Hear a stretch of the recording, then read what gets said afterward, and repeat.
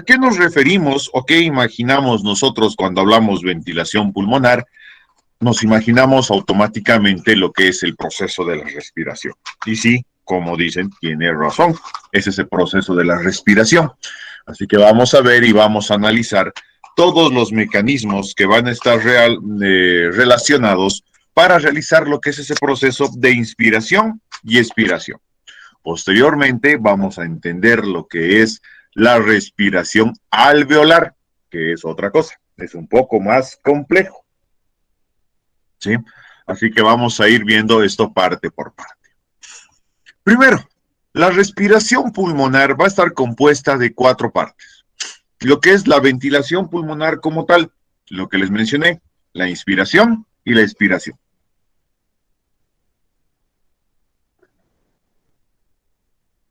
Luego va a venir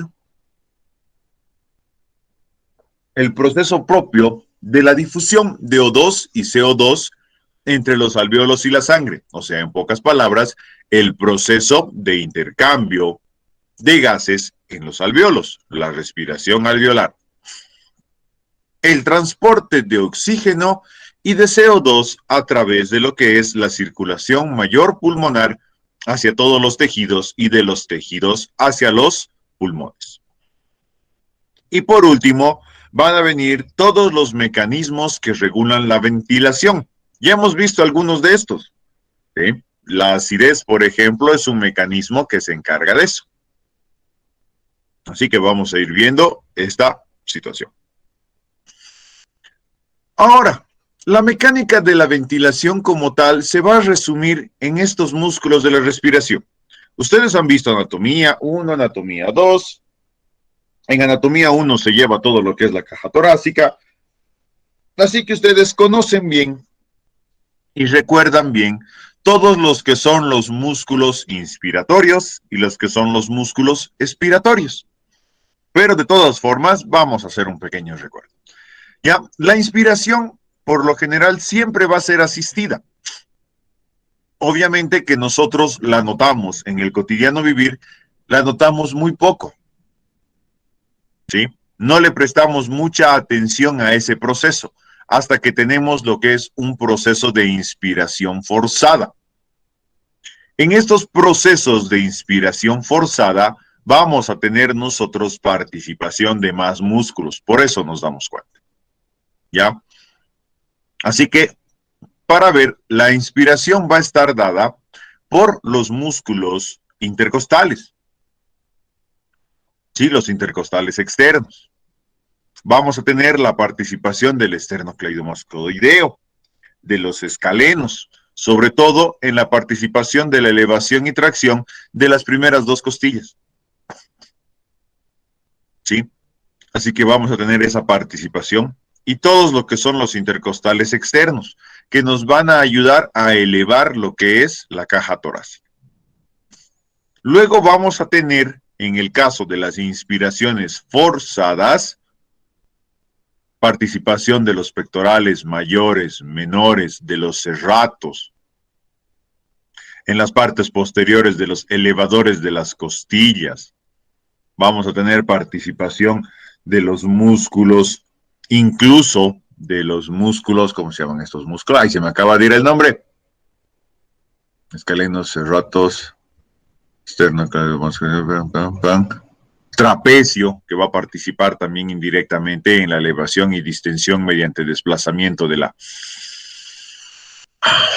escápula, si ustedes ven, y hacen el movimiento. Entonces, los músculos propios de la caja torácica más los axioapendiculares van a participar de lo que es este proceso de la inspiración forzada.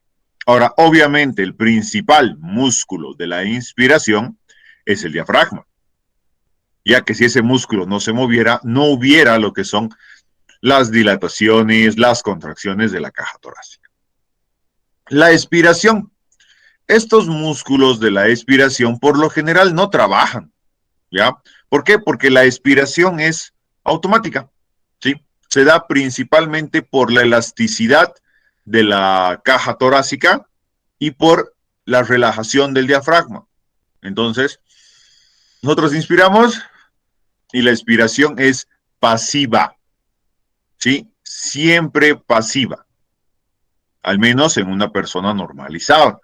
Ahora, cuando viene la expiración activa o la expiración forzada, o cuando estamos muy agitados, ¿no?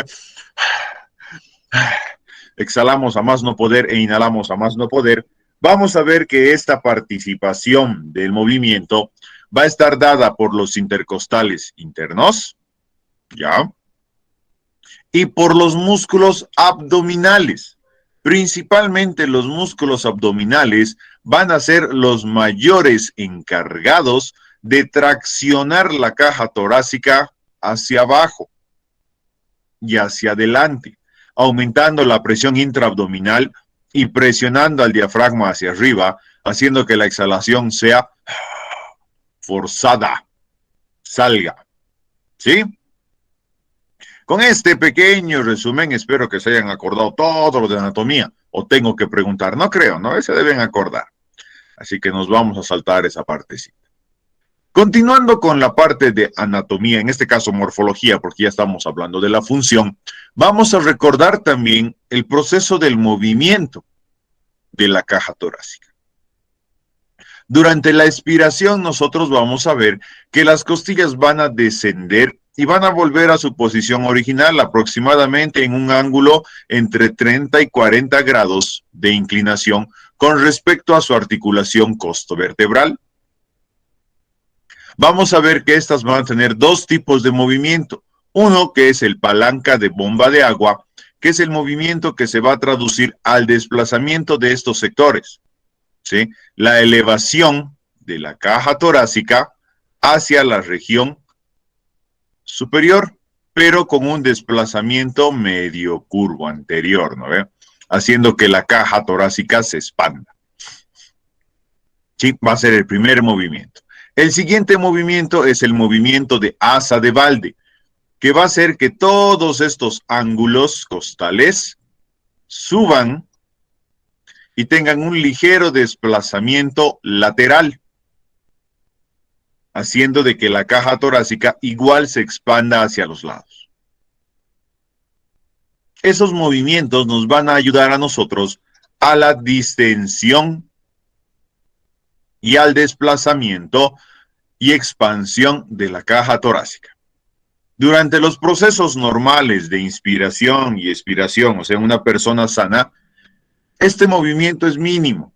O sea, la caja torácica llega a aumentar su dimensión, o sea, su volumen en general, unos 2 a 3 centímetros, no más.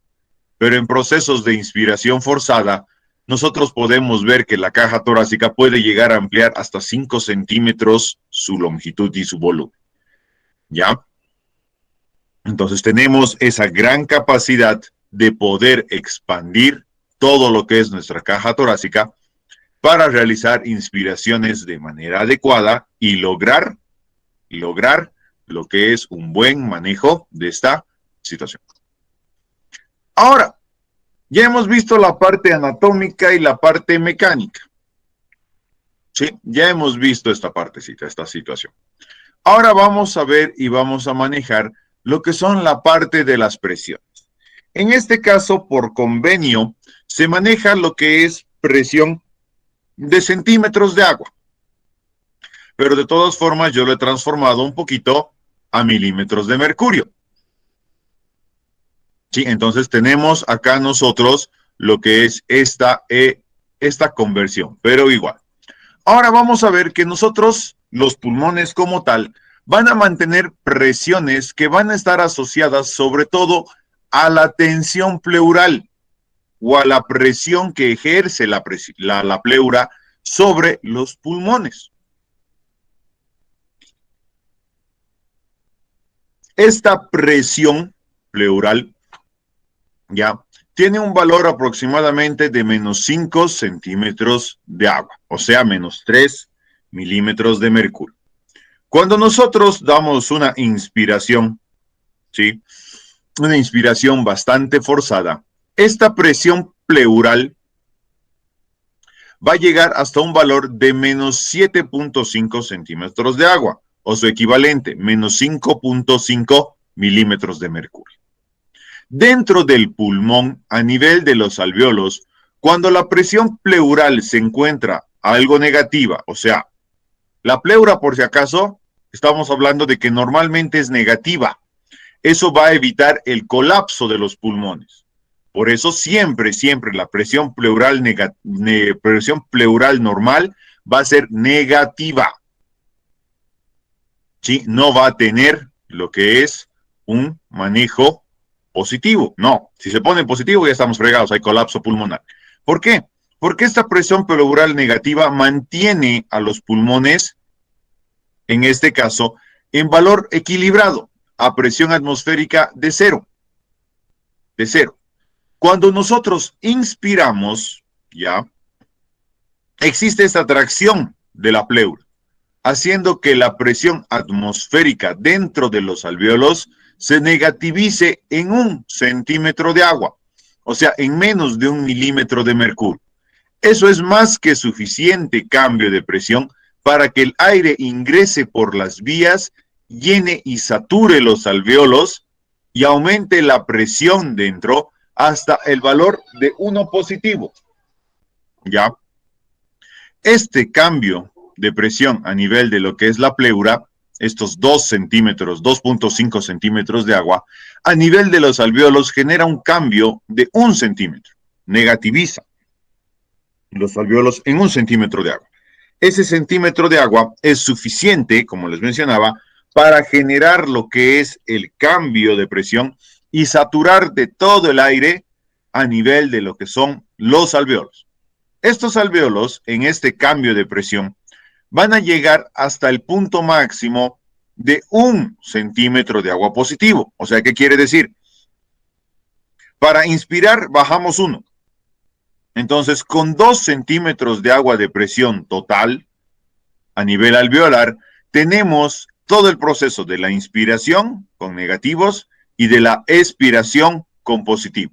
El cambio alveolar solo es de 1 centímetro de agua, solo es de 1 centímetro de agua, pero el valor pleural es de 2.5 centímetros de agua.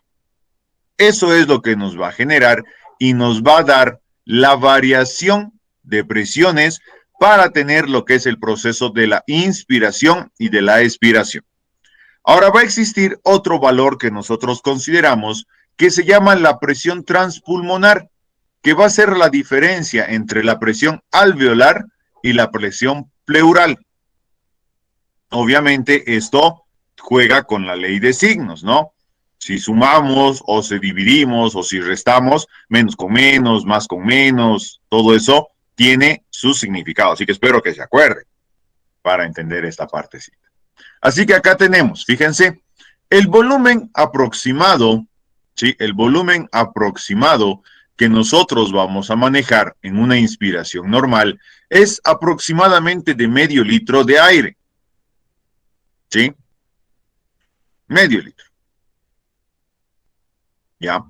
Pero aquí tenemos lo que son los cambios de la presión. Fíjense, la presión alveolar se mantiene en 0. Y la diferencia acá es aproximadamente de 5. Pero cuando viene la inspiración, este baja en 1. Por ende, la presión alveolar va a llegar hasta los 7,5. Luego, cuando sube en 1, este también sube en 2.5. Todo este intervalo existente acá es la presión transpulmonar. Por ende, si aquí sube, aquí baja. Y si aquí baja, aquí sube, porque estamos hablando de números negativos. Ahora vamos a hablar de este proceso de la distensibilidad pulmonar. Cuando hablamos de los procesos de distensibilidad pulmonar, tenemos que ver y entender de que los pulmones son órganos elásticos, ¿ya? Son órganos que van a tener una capacidad de estirarse, ¿ya? Y de mantenerse expandidos de manera constante, ¿sí? Esto va a ser gracias a ¿qué? A que nuestros pulmones van a estar compuestos a nivel de su parénquima pulmonar de lo que es una estructura llamada fibras de elastina y de colágeno. Durante el proceso de la inspiración, cuando nosotros respiramos, estos se relajan, interesantemente, ¿no? O sea, todo parece al revés. Perdón, cuando nosotros expiramos, estos se relajan. O sea, ¿cómo les puedo explicar? Agarren un resorte y jálenlo. Sí, ahí es el vaciamiento pulmonar, expiración, estamos sacando. A ver, esperen, me estoy haciendo bolas yo solito. Déjenme ordenar mi cabeza que me acabo de hacer totalmente bolas. En la expiración, cuando nosotros expiramos, dejamos que el aire salga, ¿sí? Estas se relajan, está bien, se relajan, o sea, se estiran, ¿sí? Se relajan. En la expiración, aquí está Marx, con razón me estoy haciendo bolas, ¿sí? Relajadas en la expiración y se desenrollan en la inspiración. Cuando inspiramos, se acorta el tamaño del tejido, se acorta el tamaño de la estructura y ahí es donde se produce lo que es este cambio. Aquí es donde estamos.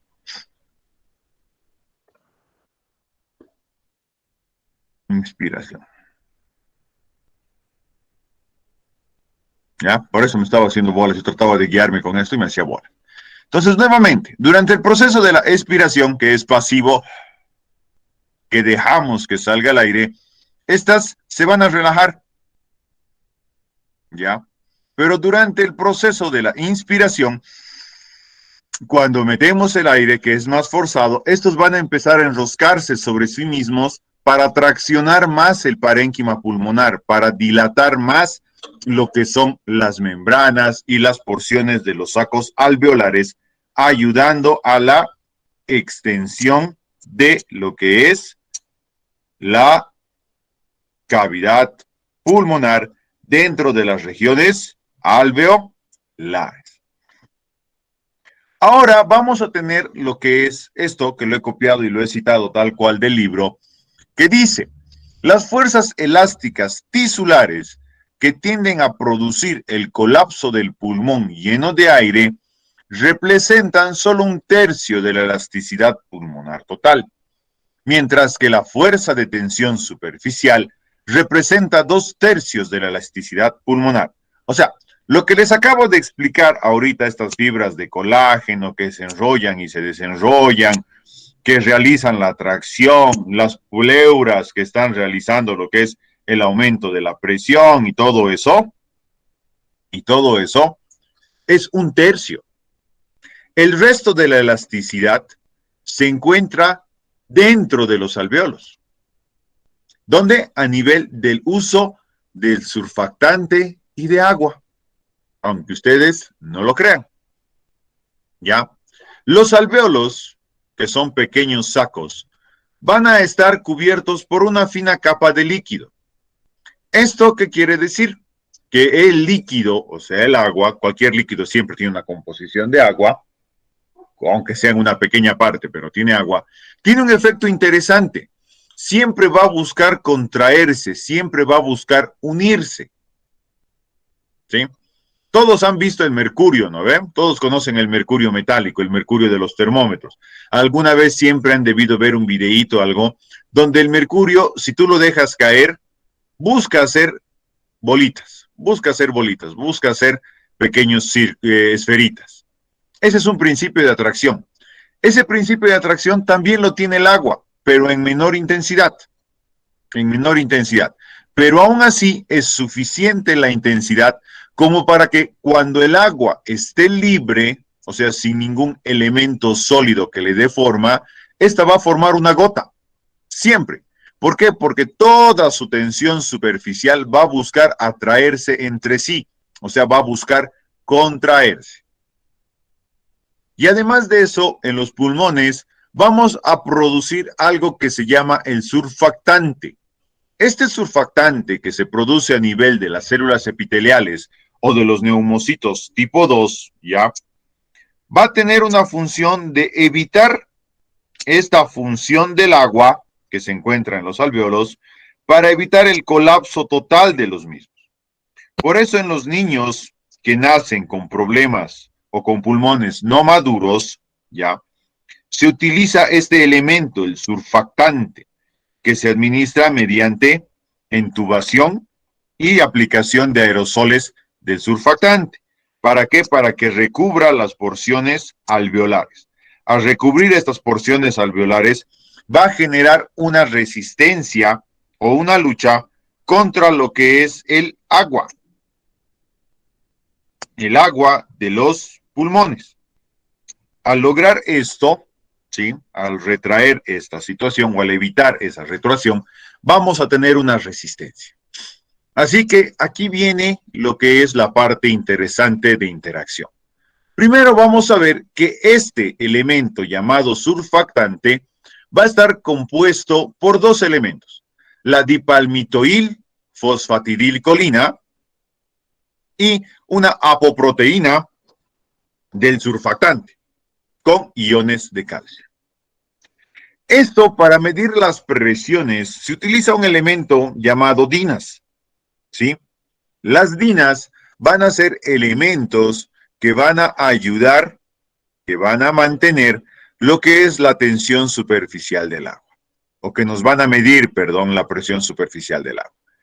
Estamos hablando de que el agua tiene una función de 72 dinas, o sea, una presión de 72 dinas, una fuerza de tracción, de atracción de 72 dinas por cada centímetro de agua. Por cada centímetro de agua. Ahora, el alvéolo de por sí, asociado a la tensión muscular existente, a la tensión del parénquima pulmonar existente, va a cambiar ligeramente esta presión dentro del alvéolo. O sea, va a tratar de tenerlo con un valor aproximado de 50 dinas por centímetro de agua o por centímetro de superficie, cuando el alvéolo no tiene surfactante. O sea, ¿qué significa? Este valor es muy, muy alto para ayudar a que el alvéolo esté abierto por completo. El alvéolo está casi colapsado con esta presión, casi colapsado. Sí, su espacio alveolar es mínimo. Cuando nosotros tenemos la liberación del surfactante a través de los neumocitos tipo 2, esta presión alveolar cambia y cambia mucho. En las regiones más basales, o en las regiones más superficiales, más apicales, esta presión, como no hay presión de sangre, no hay mucho, ¿por qué? Por gravedades y por todo eso, la presión alveolar puede llegar incluso a niveles de 5 dinas por centímetro. O sea, casi nada, el alvéolo se va a mantener constantemente dilatado. Y a nivel de las bases pulmonares, donde ya tenemos variaciones de presión por el mismo hecho de la presión sanguínea, por el mismo hecho de la presión venosa, por la gravedad, vamos a tener valores hasta de 30 dinas. ¿Sí? Lo cual hace que el alvéolo esté colapsado en un 50% y que el otro 50% se dilate por la inspiración. Así que esto es lo que equivale aproximadamente a 2/3 de la elasticidad pulmonar, esta resistencia a la contracción del agua que se da gracias al surfactante. Ahora viene la parte de la física y de la matemática que no me gusta, pero que tenemos que conocerla, sobre todo ahora que estamos hablando mucho de problemas respiratorios asociados a personas que requieren oxígeno a presiones positivas, intubaciones y todo eso. ¿Sí? Nosotros tenemos que calcular esa tensión alveolar para poder manejar lo que son flujos de aire.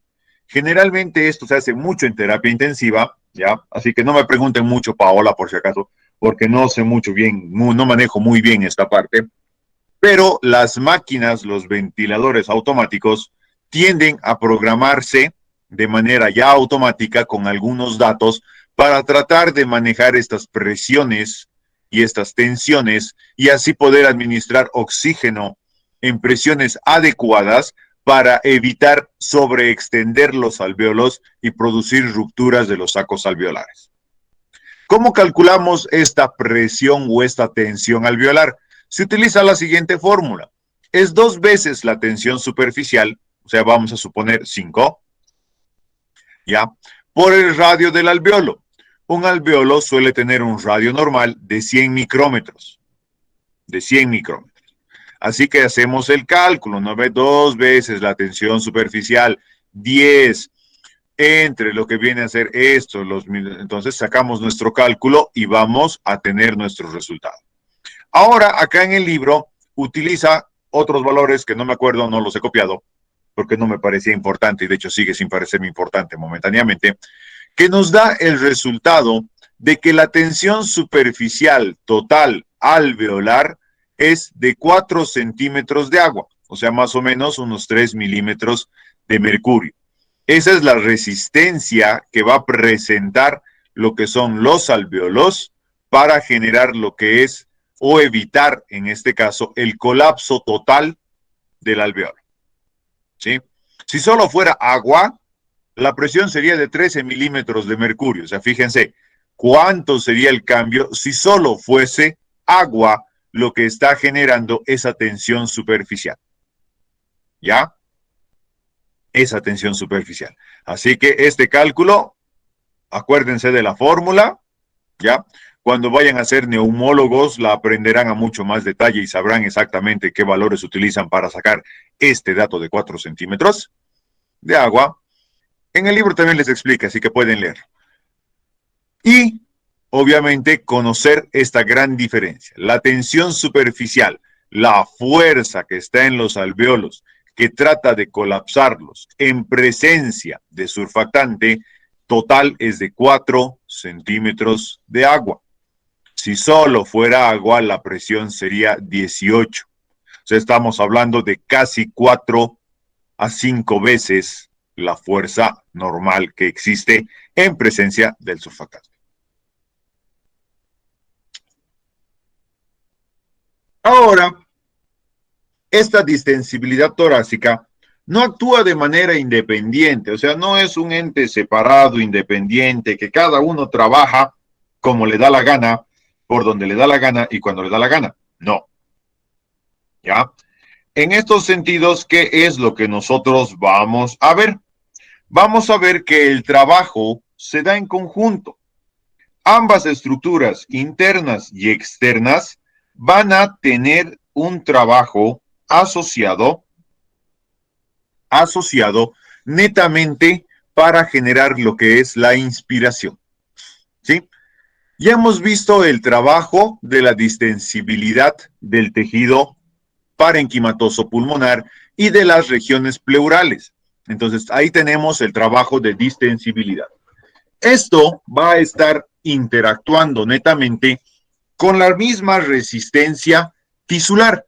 Las fibras de colágeno, todo eso en sus procesos de contracción, o sea, cuando se contraen, es el trabajo de la resistencia tisular, o sea, la disminución de esta resistencia, uno, por la tracción del componente elástico, por la resistencia que se va a dar a nivel tisular, o sea, cuán difícil va a ser que ingrese el aire y se distiendan los alveolos, y la misma resistencia de las vías aéreas, que por lo general va a estar asociado sobre todo al proceso del factor del surfactante.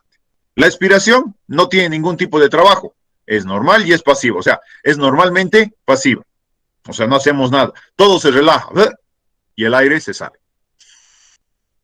¿Sí? Así que, a ver, vamos a tratar de explicar esto con un pequeño dibujito. ¿Se ha entendido o lo explico un poco más? Un poco más, doctor. Un poco más, ya. Doctor, por favor. Muy bien, vamos a tener lo que es aquí, vamos a dibujar un solo pulmón, ¿ya? A este nivel estamos presentando lo que son la pleura. Sí, me ha salido un poco redondito, pero ya. La pleura. Como saben, la pleura tiene dos capas, parietal y visceral. Y vamos a poner a nuestro pulmón acá adentro. Sí, nuestro pulmón acá adentro. Le vamos a dar un espacio para que ustedes vean, ¿no? Y comprendan un poquito mejor. Ya. Nuestro pulmón está cubierto por lo que es la pleura visceral. Todo este espacio, que es un espacio que aquí les estoy mostrando, es un espacio virtual, ¿sí? Que va a unir ambas membranas. Van a estar casi juntas con un grosor de líquido entre 1 a 2 cabellos de grosor, o sea, ni siquiera 1 milímetro. ¿sí? Ni siquiera 1 milímetro. Aquí es donde nosotros vamos a registrar la presión pleural, lo que mantiene al pulmón expandido, lo que lo tiene expandido. Dentro de estos pulmones, voy a utilizar otro color, celeste, ya, vamos a tener lo que son las divisiones, ¿verdad? ¿Se acuerdan? Este va a ser un pulmón derecho, ¿ya? Vamos a tener las divisiones de los árboles bronquiales. Y cada uno se va a ir ramificando, ramificando, ramificando, ramificando, ramificando, ramificando, ramificando, bla, bla, bla, bla, hasta cubrir toda la estructura pulmonar. ¿Sí? Ahí tenemos lo que es la parte de las vías aéreas. Las vías aéreas por lo general no ofrecen resistencia porque hasta la parte terminal, hasta donde se encuentran los alvéolos, casi todo es un tubo cartilaginoso. ¿Qué va a participar en esto? La mucosa. Solo cuando hay mucosidades o inflamación, estos bronquios tienden a presentar una resistencia tisular como tal. ¿Ya? Después, por lo general, no tienen una resistencia como tal. Ahora, vamos a ver un poco más a nivel de los alvéolos.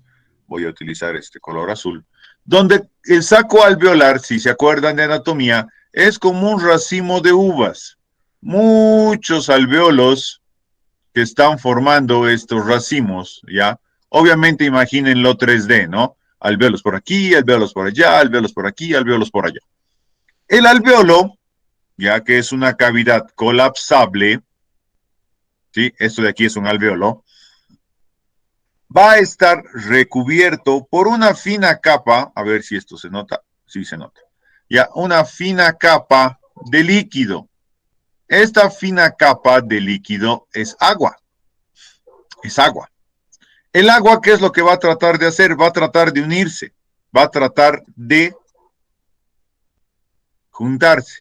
Por ende, el alvéolo se colapsa, está en colapso. ¿Sí? Está en colapso. Ahora, a eso, nosotros, ¿qué vamos a hacer?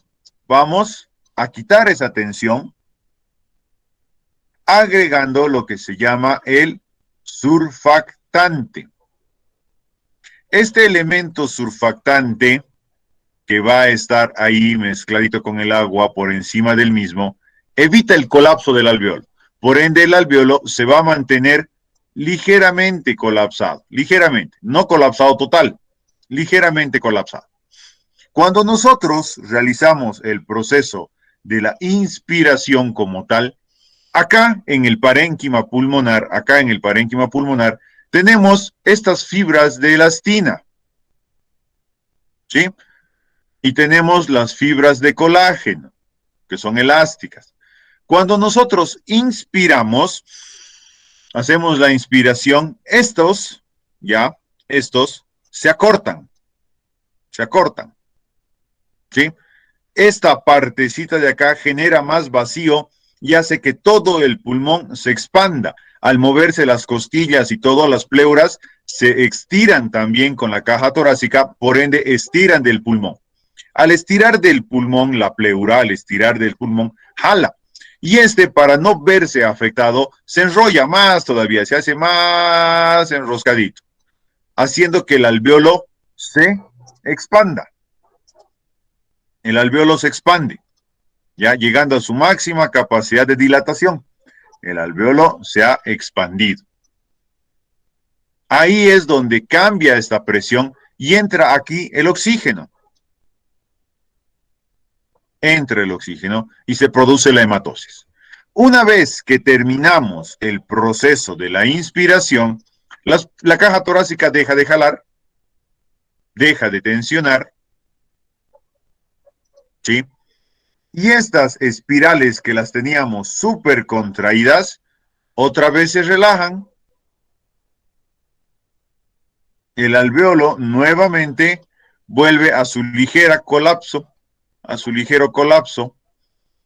y el elemento que estaba acá adentro, que se cambió porque el oxígeno entró, el que salió fue el CO2, con este pequeño colapso, con este cambio de 2 milímetros de mercurio, o digo de agua, 2 centímetros de agua dentro de la presión total alveolar, hace que el CO2 salga.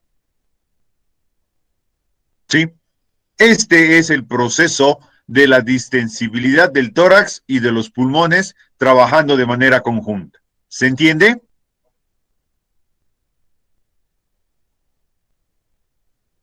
Sí, doctor. Perfecto. Ahora vamos a hablar de otra cosa que nos es importante, ¿sí? Que se llama las capacidades y los volúmenes pulmonares. En este nivel, nosotros ya vamos a ver estructurado y organizado lo que son elementos propios de la respiración, asociado principalmente, ¿sí?, a lo que son las capacidades alveolares y las capacidades pulmonares que nos van a permitir a nosotros realizar lo que es este cambio, este intercambio de oxígenos y en base a los volúmenes que vamos a tener presentes a nivel de lo que es el pulmón. Vamos a ver y vamos a detallar ahorita todo lo que es esta parte, que es un volumen corriente. ¿Qué es el volumen corriente? El volumen corriente no es nada más, ¿ya?, que el aire que se inspira o se expira en cada respiración. O sea, 500 ml de aire, 500 ml de volumen de aire que nosotros vamos a inspirar. Luego vamos a tener el volumen de la reserva inspiratoria. Este volumen de reserva inspiratoria hace alusión al volumen adicional de aire que se puede inspirar, ¿ya? O sea, la inspiración forzada. Cuando nosotros inspiramos forzadamente, prolongado, largo, estamos llegando a introducir 3 litros de aire a nuestros pulmones. 3 litros de aire. ¿Sí? 3 litros de aire. Luego vamos a tener lo que es un volumen expirado, la cantidad de aire que nosotros solemos sacar. Es 1100. Se preguntarán, pero si solo inspiramos 500, ¿por qué eliminamos 1100? Tiene su explicación y lo vamos a ver.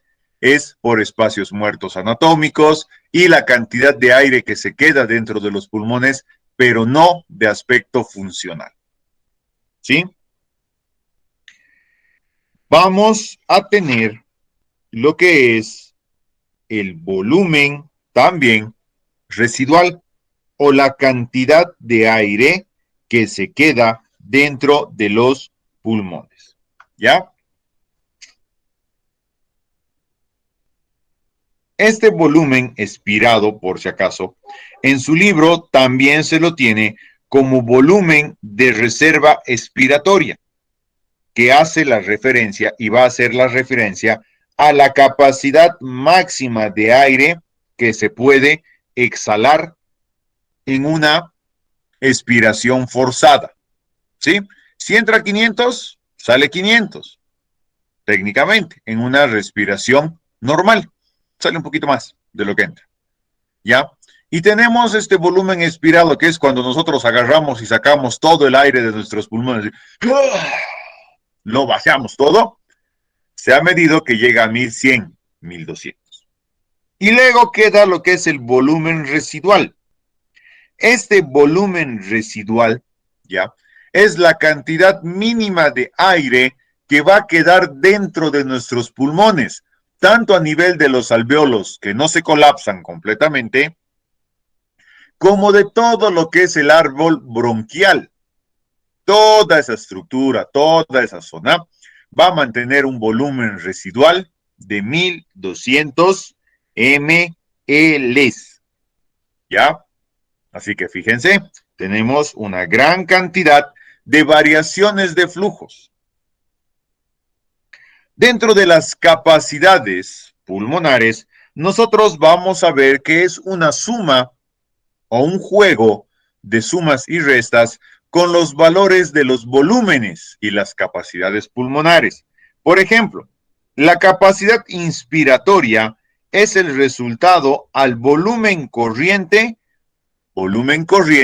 más lo que viene a ser el volumen de reserva inspiratoria, o sea, aproximadamente 3.500 ml, ¿sí? Esto es en capacidad máxima de inspiración inicial normal más una inspiración forzada adicional. ¿Qué es lo que solemos hacer cuando realizamos actividades físicas muy extenuantes? Agarramos y tratamos de inspirar lo más profundo para tratar de llenar de aire nuestros pulmones. ¿Ya? Luego vamos a tener otra capacidad que va a ser la capacidad residual funcional. Esta capacidad residual funcional es el volumen de reserva expiratoria, o sea, el volumen de reserva expiratoria más el volumen residual, lo cual nos da un valor aproximado de 2.300. O sea, volumen expirado más volumen residual, 2.300. ¿Sí? Es la capacidad y la cantidad de aire que va a quedar en los pulmones al final de una expiración normal. ¿Sí? Esa es la cantidad de aire que queda en una expiración normal.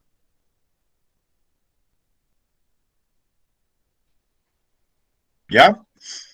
Ahora vamos a tener la capacidad vital pulmonar. Esta capacidad vital es la suma del volumen de reserva inspiratoria más el volumen corriente más el volumen de reserva expiratoria. ¿Sí? Si sumamos todos estos valores, estos tres valores, nos va a dar un total de 4.600 ml. Esa es la capacidad vital pulmonar. Sí, la capacidad vital pulmonar. Y luego, la capacidad pulmonar total es el máximo que alcanzan los pulmones. Es volumen corriente más volumen de reserva más volumen expirado más volumen residual. Todo esto nos va a dar la capacidad total pulmonar. Por eso se dice que nuestros pulmones tienen la capacidad de poder generar, o mejor dicho, de retener hasta un volumen total de casi 6 litros de oxígeno. Pero eso no significa que con cada inspiración nosotros llenemos nuestros pulmones con 6 litros. Y que cada expiración equivalga a sacar los 6 litros. No. Ay, perdón. El volumen corriente, o sea, lo que nosotros inspiramos normalmente, solo es 500. ¿Cuándo nosotros tenemos un aumento de este volumen así realmente drástico del volumen de oxígeno? Es al momento de nacer. Nuestros pulmones están llenos de líquido. La oxigenación de la sangre viene gracias al oxígeno proveniente de la madre. Así que no tenemos necesidad de oxígeno. Pero al momento ese líquido tiene que vaciarse. Entonces, ¿qué es lo que hace el bebé? Y se pone a llorar. ¡Buah! ¡Buah! Entonces, ese estímulo del llanto hace que se vacíe el líquido que se encuentra dentro de los pulmones. Y con cada inspiración, y guau, guau, guau, se pone a llorar. ¿Sí? Más parecía ladrido de perro lo que he hecho, pero bueno, ya entienden ustedes. Entonces, en cada una de esas, el bebé hace su intercambio, genera el intercambio y produce lo que va a ser propiamente este cambio de aire, llenar los pulmones a su máxima capacidad. Obviamente que en el bebé no son 6 litros por si acaso, no, es mucho menos. pero ya nos da lo que es un cambio. Y conforme va creciendo, el volumen va aumentando conforme sus pulmones van creciendo, conforme su caja torácica se va expandiendo. ¿Ya? Después, no, solo vamos a cambiar 500 ml de aire. Y les voy a explicar cómo funciona. Aquí hay una tabla, ya en su libro, en la 13ª edición, donde hay un montón de siglaturas que se utilizan para poder entender, interpretar, analizar y conocer todo lo que es esto de los volúmenes pulmonares. Léanla o véanla, aquí está. Sí, en la 13ª edición está en esta tabla y en esta página. En las otras ediciones van a tener que buscar. De acá lo que vamos a rescatar y lo que tenemos que ver es el volumen respiratorio minuto. ¿Sí? O sea, volumen corriente, los 500 ml de aire, por la cantidad de respiraciones que nosotros tenemos. O sea, técnicamente, el valor normal de la respiración es entre 12 y 16 respiraciones por minuto en un adulto. ¿Sí? En un adulto. En un niño varía, es mucho más. ¿Sí? Su frecuencia respiratoria es mayor. Así que ya hagan su cálculo. 500 por 12 respiraciones por minuto son 5.000, 6.000. ¿A ver? Intercambiamos todo el aire pulmonar en aproximadamente un minuto. Ahora vamos a hablar del proceso de la ventilación alveolar. Esta ventilación alveolar es la velocidad, ¿ya?, de aire nuevo que llega al alveolo. Al alveolo no todo el tiempo le llega aire nuevo, por si acaso, ¿ya? No es que todos los alveolos reciben el aire que inspiramos directo, no, no. Se intercambia en un lapso de tiempo en varias inspiraciones y expiraciones. Luego vamos a tener lo que es conocido como el espacio muerto. El espacio muerto se va a dividir en dos, el anatómico y el fisiológico. El anatómico es todo el árbol traqueobronquial. Todo el árbol traqueobronquial. ¿Sí? Todo eso que no sea zona alveolar, que no sean los alveolos, es espacio muerto anatómico.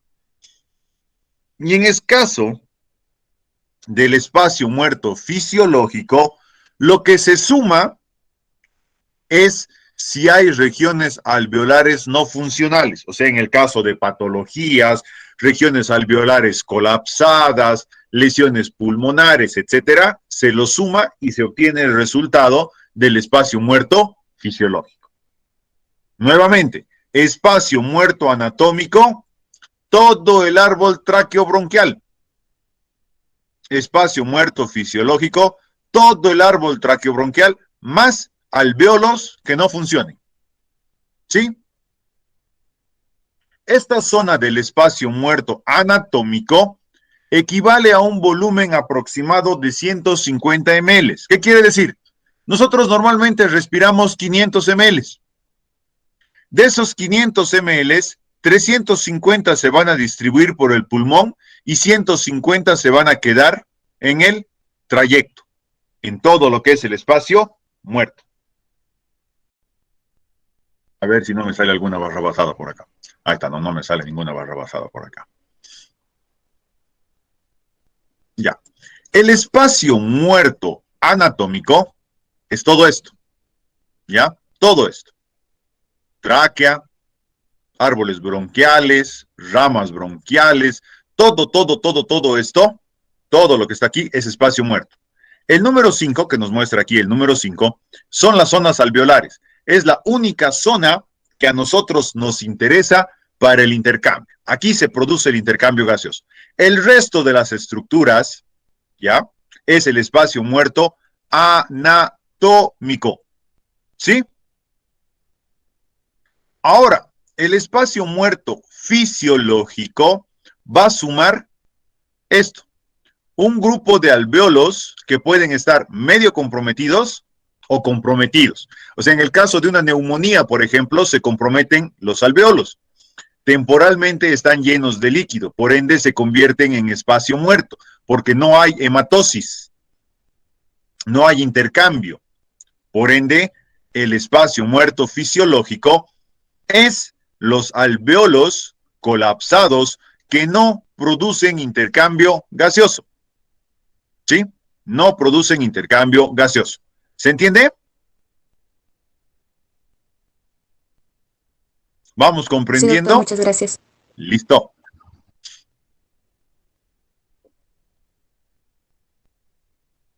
Muy bien. Continuamos. La frecuencia ya lo hemos dicho, ¿no ves? La ventilación alveolar. Una cosa es la ventilación alveolar y otra cosa es el volumen respiratorio minuto, por si acaso. Así que este volumen de la ventilación alveolar es la frecuencia respiratoria por el volumen corriente menos el espacio muerto fisiológico. Así que la ventilación alveolar es de 4.2 litros o 4.200 ml. Pero, momento, el volumen respiratorio es el volumen corriente 500 por la frecuencia respiratoria 12, 6.000. ¿Qué ha pasado con el resto? ¿Dónde están los otros 1.800? Dentro del pulmón, dentro de los alvéolos y dentro de los espacios muertos. ¿Sí? ¿Comprenden eso? El valor de la ventilación alveolar es diferente al volumen respiratorio minuto. Varía. ¿Ya? ¿Comprendemos eso? ¿Se entiende?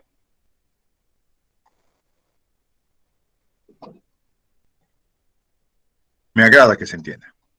Ahora, más o menos yendo a lo que estabas aseverando tu señorita Pau, vamos a ver y vamos a tener en cuenta que dentro del control de la vía respiratoria, aparte de tener el estímulo automático, el automatismo de la respiración, vamos a ver que existen factores de control nervioso, sobre todo a nivel del estímulo simpático.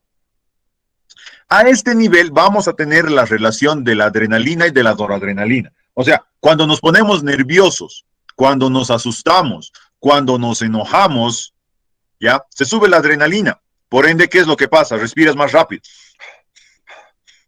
¿Ya? Esa es la diferencia entre un peleador profesional y un peleador amateur. El peleador profesional aprovecha estos estímulos para respirar más profundo, no para respirar más rápido. Por eso han debido ver que cuando los peleadores de la UFC y todo eso están peleando es siempre andan botando aire, siempre andan soplando el aire con cada golpe. Es el hecho del manejo y el control de la adrenalina y noradrenalina, de las dilataciones arteriales. En una persona como nosotros nos alteramos y estamos ahí rebufando. ¿Lo ven? Ahí se tiene eso. Ahora, este control simpático produce vasodilatación, produce broncodilatación, o sea, aumenta el flujo de aire, estimula el flujo de aire, mayor intercambio. Y luego el sistema nervioso parasimpático te relaja, te dice relax, take it easy, no te hagas lío. Entonces, ¿qué es lo que va a generar? Va a generar un espectro de contracción bronquial, o sea, va a reducir o va a volver hacia lo que es el espacio normal alveolar. También va a estar relacionado con alteraciones patológicas, donde sí, la estimulación de histamina y lo que se llama la reacción o la sustancia de reacción lenta a la anafilaxia van a ser elementos broncoconstrictores, que además de generar broncoconstricción local, estimulan al parasimpático, generando mayor contracción alveolar. Caso de los pacientes con asma, con reacciones alérgicas severas, graves, que van a producir este cierre de los bronquios. Vamos a tener en todo el trayecto, en la capa epitelial, células ciliares, ¿ya? Y células caliciformes, que van a producir el moco. Este moco se encarga de atrapar lo que son múltiples elementos que pueden haber pasado de la vía aérea superior a la vía aérea inferior. Bacterias, partículas de polvo, etcétera. Y todos estos cilios van a trabajar arrastrando estas mucosidades hacia lo que es la parte de la faringe. ¿Para qué? Para que cuando lleguen ahí arriba se mezclen con la saliva y se lo degluta. Y el estómago se encargue de deshacerlo. Lo propio pasa a nivel de la cavidad nasal. Todo el moco que se produce en la cavidad nasal poco a poco va drenando hacia la parte de la faringe para mezclarse con la saliva y mezclarse con el moco pulmonar y deglutirlo. O sea, nos guste o no admitirlo, todos comemos moco, ¿ya? Pero es algo normal, ¿sí? Es algo normal, no hay por qué, ya, guácala, nada. Otra cosa muy distinta es hacerlo de la manera fea, ¿no? Con esas inspiraciones forzadas donde aspiramos todo nuestro moco y eso ya es otra cosa. Pero normalmente todo esto va a viajar hacia la faringe y va a ser deglutido. ¿Para qué? Para que el ácido clorhídrico lo destruya. Ahora vamos a tener lo que se llama el reflejo tusígeno. Este reflejo tusígeno o el reflejo de la tos se va a dar cuando hay elementos que lo estimulen. Por ejemplo, este reflejo tusígeno se da mucho cuando hay una estimulación a nivel de la vía aérea inferior, ¿sí? A nivel de la vía aérea inferior o incluso a nivel de la orofaringe. Cuando nosotros estimulamos, ya, nuestra garganta nos pica, decimos, nos pica. Las amígdalas están inflamadas, ya, esa inflamación va a afectar a toda la zona, haciendo que lo que se trate de hacer es despejarla, o sea, eliminar el agente de la inflamación. En este caso, la inflamación es de nuestras amígdalas, así que no podemos eliminar las amígdalas, pero se presenta el reflejo de tos. Otro reflejo de tos, otro reflejo tusígeno, va a estar a nivel de las cuerdas vocales. Cuando algún elemento extraño ya llega hacia la zona de las cuerdas vocales, generalmente el agua, que es lo que nos suele pasar más comúnmente, ¿qué es lo que pasa? Se produce la tos. ¿Para qué? Para sacar todo ese componente que esté ahí, que entre en contacto con la epiglotis y con las cuerdas vocales. Ahí se produce lo que es el reflejo tusígeno superior. El reflejo tusígeno mayor va a encontrarse a nivel de la carina. La carina es la zona de bifurcación del tronco bronquial, ¿sí? La tráquea entra y se divide en dos, ¿sí? El tronco derecho y el tronco izquierdo, o las ramas principales, los bronquios principales, derecho e izquierdo. Justo en esa zona de división se encuentra la carina. Cualquier elemento, concentración de moco, concentración de polvo o algo, genera este reflejo tusígeno. El reflejo tusígeno es la contracción violenta de los músculos expiratorios y la compresión violenta de los pulmones para expectorar o sacar todo ese elemento. Intenten toser, hagan eso. Fíjense cómo desde su diafragma sienten el golpe y cómo sus costillas se contraen rápidamente. ¿Ya? Este reflejo tusígeno es principalmente desde la garganta hacia abajo. Hacia abajo. Ahora, el reflejo del esternudo hace referencia solamente a la parte de la vía aérea superior, estimulación de las vibrisas, estimulación de los cornetes, estimulación a nivel de las coanas. Por eso, alguna vez, cuando un pelito o alguito así les molesta en la nariz, ¡hachis! Estornuda, directo, ¿no ve? Es por esa estimulación. Este efecto de estímulo del estornudo es muy similar al de la tos, con la única diferencia que es un solo impulso. ¡Hachis! Viene desde adentro igual, pero va a estimular empujando el aire, haciendo de que la vía aérea superior se limpie. ¿Ya? En cambio, la tos es más constante. ¿Por qué? Porque tiene que ir contra gravedad. Tiene que sacarlo desde los pulmones. Mientras que el estornudo es la boca y la nariz. ¡Hachis! Puede ser una seguidilla, una cadena, ¿no ve? 2, 3, 4 estornudos a la vez, hasta 5 estornudos a la vez. Puede pasar, puede ocurrir. ¿Sí? Todo depende del estímulo que esté causando la reacción para el estornudo. ¿Dudas, preguntas misceláneas?